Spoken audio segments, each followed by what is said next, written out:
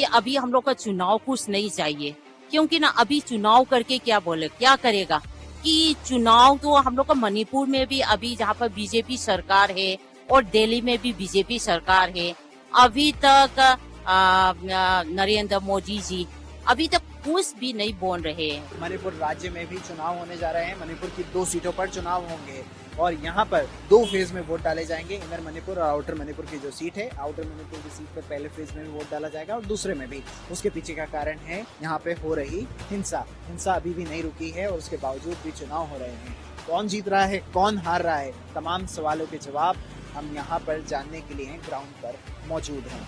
यहाँ BJP national people's party NPP और Naga people's front NPF के साथ गठबंधन में है। कांग्रेस मणिपुर की दोनों सीटों पर चुनाव लड़ रही है। वहीं सीपीआई ने सिर्फ इनर मणिपुर सीट पर कैंडिडेट उतारा है। बीजेपी ने सिर्फ इनर मणिपुर पर कैंडिडेट उतारा है। आउटर मणिपुर में बीजेपी एनपीएफ को सपोर्ट कर रही है। एक्सपर्ट मान रहे हैं कि इस बार भी दोनों सीटें बीजेपी और एनपीएफ के पास ही रहेंगी।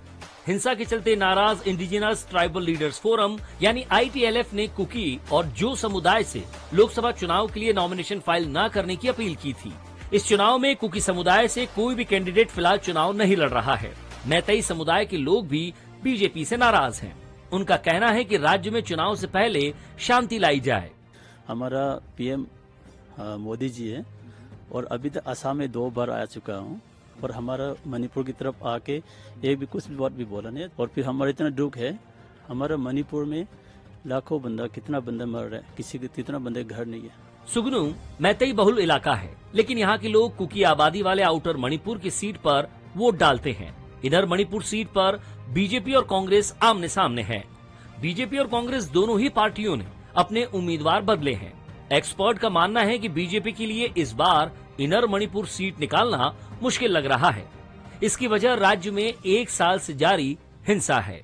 हम तो पूरा फुल कॉन्फिडेंस है, इसलिए जो हमारी कैंडिडेट अनाउंस किया है, पार्टी ने ठीक तरीके से सोच के ऐसा डिसीजन लिया है कि हम कंपलसरी 100% हमारा कैंडिडेट जीत जाएगा। मणिपुर में विपक्ष का कहना है कि हिंसा के बीच चुनाव ठीक नहीं है।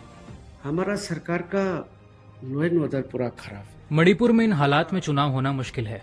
प्रदेश में लॉ एंड ऑर्डर पूरी तरह खत्म हो चुका है। ये डबल इंजन सरकार का फेलियर है।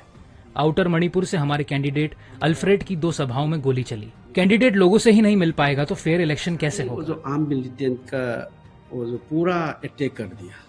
द फ्रंटियर मणिपुर के एडिटर इन चीफ धीरेन का कहना है कि आमतौर पर वोटर्स का ये मानना होता है कि उन्हें किसी ऐसे व्यक्ति को संसद भेजना चाहिए जो केंद्र की सत्ता में बैठी पार्टी या अलायंस का हिस्सा हो।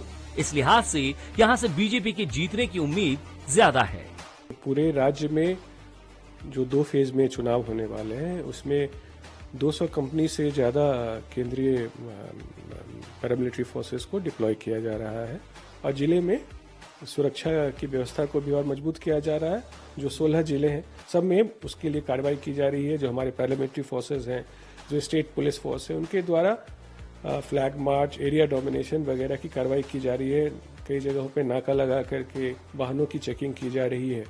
तो उस पर हमारी पूरी व्यवस्था पूरी तरह से चौकस है और हम लोग सजग हैं इसमें। मणिपुर के चुनाव में दोनों सीटों का रिजल्ट क्या होगा वो आखिर तक कहना काफी मुश्किल होगा। ऐसा मेरा नहीं, ऐसा यहाँ पर मौजूद एक्सपर्ट का मानना है और तमाम लोगों का भी यही कहना है कि जो मणिपुर की आवाज बनेगा हम उसको संसद में भेजेंगे। याकूत अली, विशाल चौहान के साथ दैनिक भास्कर। कांग्रेस ने